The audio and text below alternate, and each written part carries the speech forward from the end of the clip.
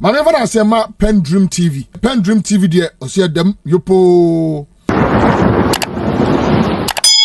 Mema wakwaba e de ba PENDREAM TV so make sure say obe subscribe to channel no click bell so say the news to our sabit me aka ntem no watie afa so make sure say obe like na wa comment no share ama afoforo so nsaka na comment section ho so no opese wo kire wa adwen obetimi e de wadwen kire ato honom na amanfo so anya bia kenkan na onim say PENDREAM TV de eye nsem a ekoso wo Ghana yam politics mu ne de ba na yasaka ya ne de abranti na so me video I saka pese no che na ye de ba nti me mo modern astro so obehwe video we amana si awie na wa kire wa adwen e comment section na se yenko na yenko video.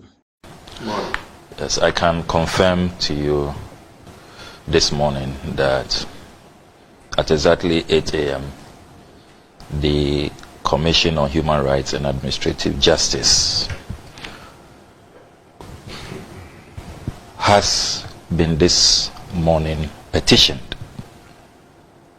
The petition borders on matters relating to the sale of hotels under SSNIT's investment portfolio to a sitting Minister of State, the Honorable Bryan Acheampong. By this petition, I am requesting SHRAJ to commence full-scale and impartial investigations into the sale and the prospective purchase by the Honorable Bryan Acheampong using his company, the Rock City Hotel Limited. Now, by way of background, on the 7th of February 2022, SSNIT strangely put out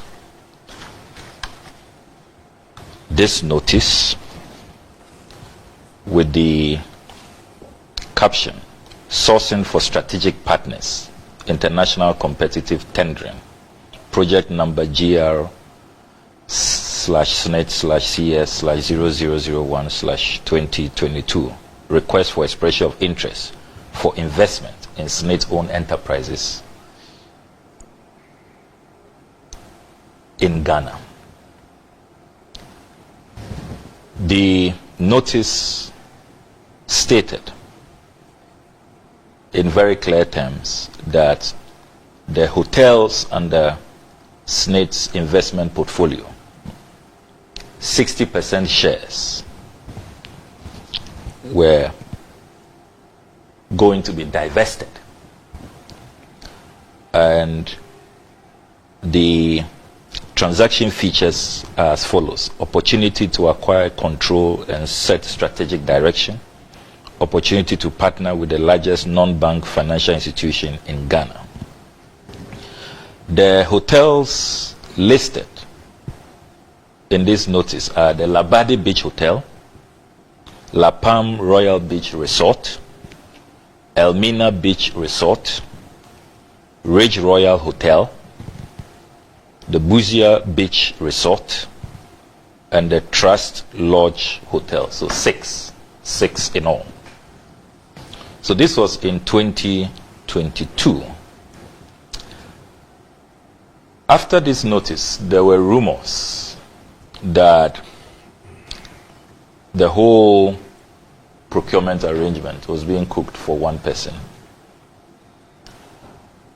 But there was very scanty information, and it was difficult to proceed on those rumors. There were also considerable agitation from some of the hotels listed. If you take Labadi Hotel, for example, the Labadi Beach Hotel is one of the most profitable hotels under the SSNIT investment portfolio. In fact, in Ghana. In 2022, they paid dividend to government of 25 million Ghana cedis. And I have that report here. In 2021, they paid 10 million Ghana cedis dividend to government. The Ridge Royal Hotel is also doing very, very well. And indeed, I have a copy of their latest financial performance report. And it's a very healthy company financially. So one wonders why SSNIT, which many actuarial studies in recent times, including the ILO report, are raising concerns about its ability to even pay pensions, in the near future, why they will be divesting their stake in these very profitable hotels.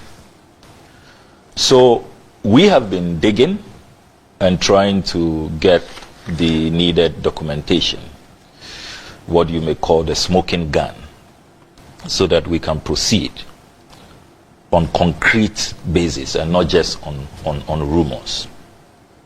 Fortunately, I have intercepted this letter dated 21st March 2024, signed by Mr. Kofi Osafo-Maafo, who was then the Deputy Director General, IDD. We all know that he's now taking over as the boss at SSNIT, 27th March 2024. And this is a few weeks ago, a couple of months ago. So did he sign as deputy or as DG? He signed as deputy. He signed as Deputy Director General, IDD.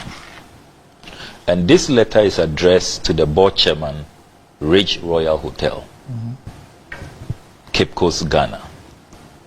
And it reads, "Dear Sir, notice of proposed sale of SSNIT's 60% equity stake in Ridge Royal Hotel. We write to inform you of SSNIT's strategic decision to divest 60% of its stake in the hotels within its investment portfolio to a strategic investor. We are pleased to announce that we have identified a prospective buyer to acquire the portion of your stake in Ridge Royal Hotel. In accordance with the shareholders' agreement dated 1st April 1999, which outlines transfer restrictions on shares as per clause 5.2. And this letter to Ridge Royal became very crucial because SSNIT had proceeded to advertise. They were going to sell all the hotels, the 60% shares, treating all the hotels the same way, forgetting that they didn't have 100% control in Ridge Royal. There is a minority shareholder who has 4.9%. So this was brought to their attention by the minority shareholders. They protested. And so they had to now, despite what they had done, having advanced in the divesting of the 60% shares, they had to now walk back and respect the shareholders' agreement, albeit belatedly and grudgingly. But let me proceed. So in accordance with the shareholders' agreement dated 1st April 1999, which outlines transfer restrictions on shares as per clause 5.2, SSNIT is extending an offer to the minority shareholders of Ridge Royal Hotel to exercise their first right to purchase our 60% equity stake within a 45-day window. Failure to act within this specified time frame will result in a waiver of such rights. Now, this 45-day window lapsed on the 12th of May. And my information is that the minority shareholders are protesting, the arm twisting, the disregard for due process, how they have been sidelined. And so they have asked their lawyers to protest. So they have refused to participate in this offer. Now, what this means is that technically, SSNIT will say that you have not taken up the first right. And so we are going ahead with our sale. let me continue with this interesting letter. It says, per the provisions of clause 5.2, we provide the following details regarding the terms under consideration by the preferred bidder for the acquisition of SSNIT 60% equity stake in Ridge Royal Hotel. This is where the very interesting revelation is made. So, Mr. Osafumafu reveals in this letter that the prospective buyer is Rock City Hotel. The valuation of SSNIT 60% stake in Ridge Royal Hotel is $8.4 million. Capital expenditure projected for the refurbishment of the hotel is $2 million. Anticipated completion of refurbishment within 12 months following the execution of all agreements. This communication serves to fulfill our obligation under the aforementioned clause of the shareholders' agreement. Thank you, yours faithfully, for Social Security and National Insurance Trust, signed Kofi Osafumafu, Deputy Director General, IDD. So, the minority shareholders, per this letter, had 45 days to cough up $10.4 million. They have written protesting, and I have a copy of their letter to SSNIT.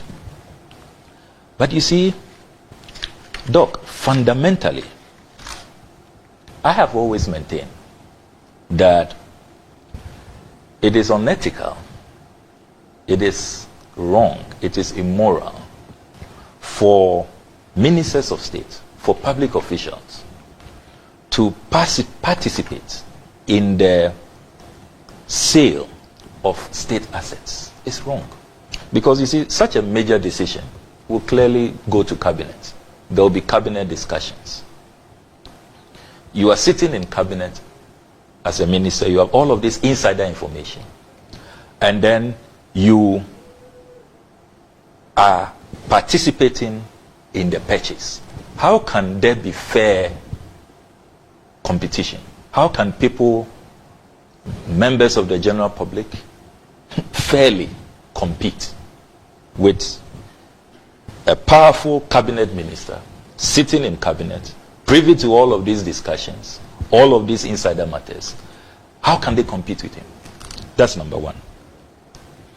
And let me stress, before I move to point two, that this is a position that you recall that I have held for many, many years. Indeed, 16 years ago, the Honorable Dr. Mani Buama and I, when we were young activists in opposition, 2008, we took on the late Honorable Jacob Echebi Lamte when we saw a notice in the Ghanaian Times at the time that he was purchasing his bungalow, his official bungalow. We said that it was morally reprehensible, it was unethical, smacks of conflict of interest. We went all the way to the Supreme Court on that matter. So I'm being very consistent here. And it's about the principle. It's not personal. I have nothing, against the actors in this matter. It's the principle. Now, I was coming to point number two. I have proceeded to look at the current status of Rock City Hotel, because somebody may argue that, oh, probably he has relinquished his interests or his control over Rock City Hotel Limited. I have obtained all incorporation documents on Rock City, copies of which I have here. And you will observe that Rock City Hotel incorporated in 2016. He is still the director, he is still the sole beneficial owner. Now, in anticipation of taking over controlling shares of these 6 SSNIT hotels, he has only a few weeks ago, April 10th this year, incorporated what is now known as the Rock City Group of companies, where he is also director and the sole beneficial owner. So unlike what the Honorable Kenoforiata, for example, did at Data Bank, relinquishing, backing off, the Honorable Bryan Acheampong has not done that. he is still very much in the driving seat. He's the director. He's the sole beneficial owner. He totally controls Rock City. So he is the one who is purchasing these 60% shares in these 6 hotels. The third point that ought to be emphasized is a constitutional matter. If you pay regard to Article 78 of our Constitution, Article 78 of the Constitution,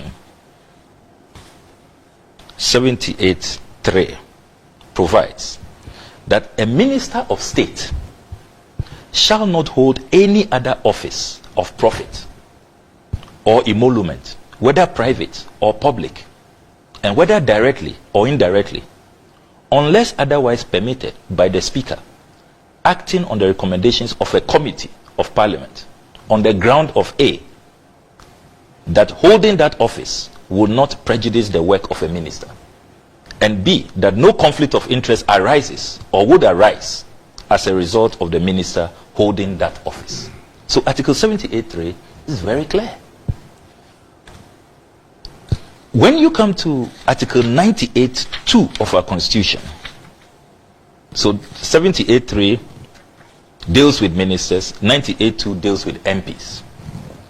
Article 98(2) also provides that a member of Parliament shall not hold any office of profit or emolument, whether private or public, and either directly or indirectly, unless permitted to do so by the Speaker, acting on the recommendations of a committee of Parliament on the grounds that A, holding that office would not prejudice the work of a member of Parliament, and B, no conflict of interest arises or would arise as a result of the member holding that office. So I have proceeded to carry out diligent checks. Under our standing orders, Order 224, it is the Committee on Office of Profit that is responsible. That is the committee that this Constitution is referring to. And under Standing Order 224, the procedure is outlined how an MP or a Minister of State applies to the committee, to the Speaker, and the response that should emanate from the Right Honourable Speaker. I have obtained the full list of all MPs and ministers who have applied and received approval from the Speaker. There are 47. And indeed, I have attached that list to the petition. The Honourable Bryan Acheampong has never applied and does not have a certificate from the Speaker or permission from the Speaker to engage in office of profit, to hold an office of profit or emolument, and to be participating in this profitable transaction. So you consider shareholding and directorship as holding office of profit? Absolutely.